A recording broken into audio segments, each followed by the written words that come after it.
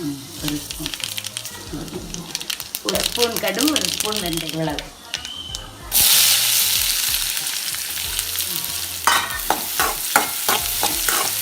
வெங்காயத்தை நல்லா அப்படி எல்லாம் போட்டு வதக்கணும். சின்ன உள்ளியை இந்த ஒரு ஸ்பூன் கடுகு, ஒரு ஸ்பூன் வெந்தயம், கொஞ்சம் நல்லெண்ணெய் இதில் வதக்கணும்.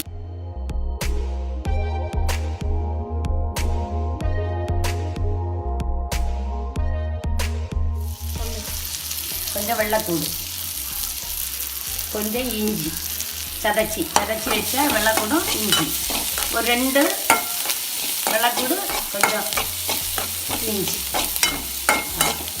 இது நல்லா சிவப்பு கலர் வரும். உடனே நான் 2 தக்காளி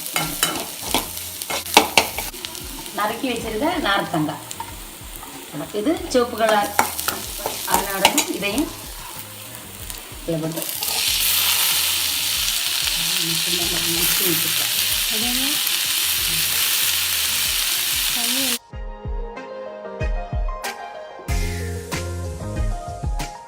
அது வித்தை எடுத்துட்டு நறுக்கணும். இவ்வளவு புளி இதை நல்லா கரைச்சி அந்த தண்ணியில் வேக வைக்கணும்.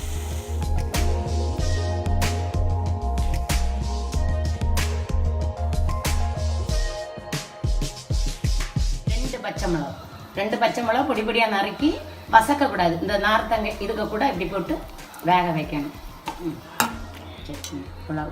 உப்பு அளவாக போட்டுக்கிடணும். உப்பு பார்த்து நாக்கில் வச்சு பார்த்து.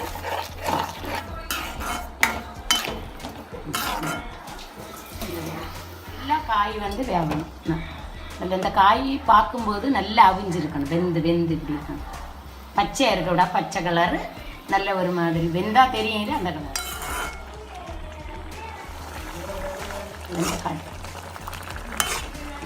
இன்னும் கொஞ்சம் தேவை.